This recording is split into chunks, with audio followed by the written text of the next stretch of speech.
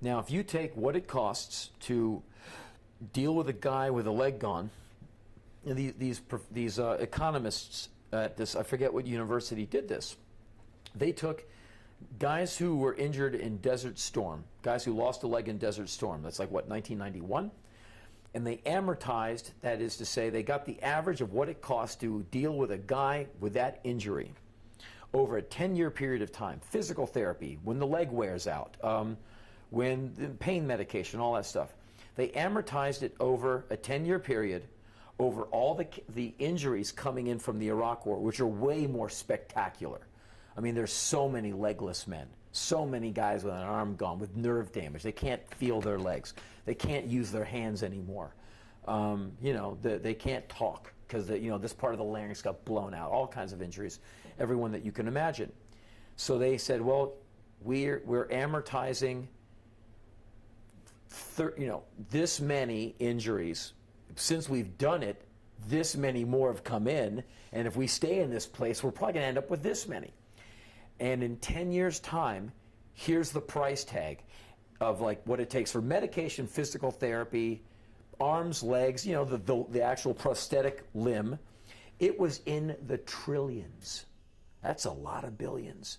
And that's just for everything from plasma to aspirin and everything in between. And Lou Dobbs, the CNN guy who had these people on his show, going, wow, and you people aren't Republicans or Democrats. So they go, no, we don't have a stake in this. We're just showing you numbers. We are impartial. We don't care who, I mean, we vote, but I'm not bringing my political beliefs to this. I'm just showing you the numbers. Here's a calculator. Do the math, as they say. And so this is what Paul Rieckhoff was talking about during the interview. He said, you're going to have thousands. He says 1.3 million people from America have been through Iraq, you know, as soldiers, as contractors. They're all going to come home with something wrong. I also interviewed a Marine, 3 tours of Iraq. He's a Marine, solid. I go, how are you? He goes, I'm in treatment for, I go, an injury? He goes, no, for post-traumatic stress disorder. And he's a very articulate, soft-spoken guy who killed a lot of people. And, you know, he tried to be as gentle as he could when he talked about it. And he said, I saw things that no one should see. And that's about as nice as he could make it. And he's like, you know, 27, good-looking young man who has ghosts in his head. And, you know, if you've been around death, it changes you.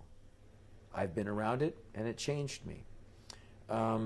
These guys see a lot of it. Awful, awful things. Their friends die next to them. All, you know, you know what they see. America's going to have over 1 million of these people to deal with. And who knows how many more. If we keep up this kind of way we are with countries, we shove them around and, you know.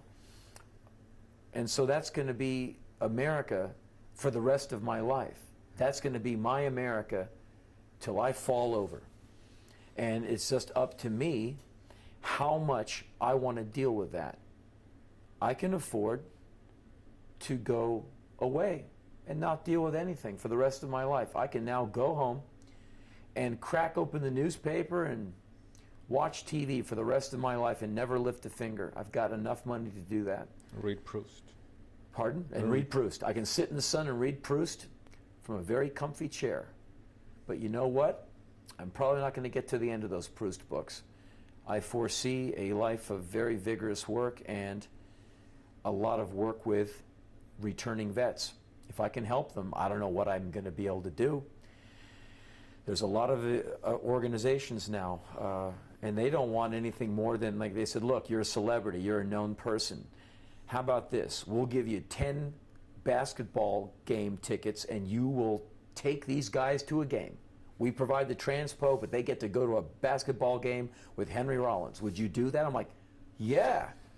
I don't even care about basketball, but if it makes these guys happy, I'm up for it. And that's why I do USO.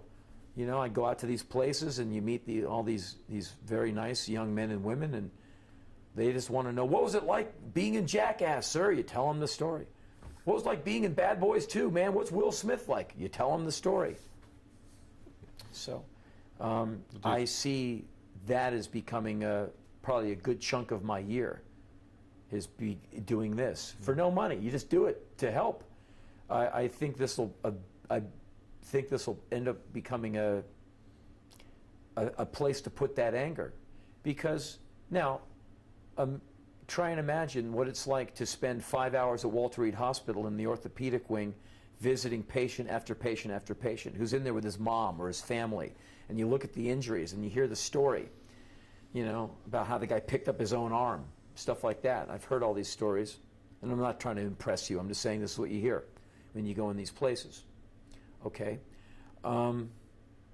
Imagine walking out of that and going back to a hotel room, the emotions that goes through. I can't even talk afterwards. I'm so mad, horrified, sad, guilty. It puts you through, you know, you can't even explain it. Someone goes, what was that like? You're like, blah, blah, blah, blah, blah. I can't explain it to you. But how do you deal with it? You walk it off and know that you're doing something good. Finally, celebrity's worth something. If it made that guy with his legs gone smile, then I've done something right today. That was the one good thing I did today. It might be the only good thing I do this year.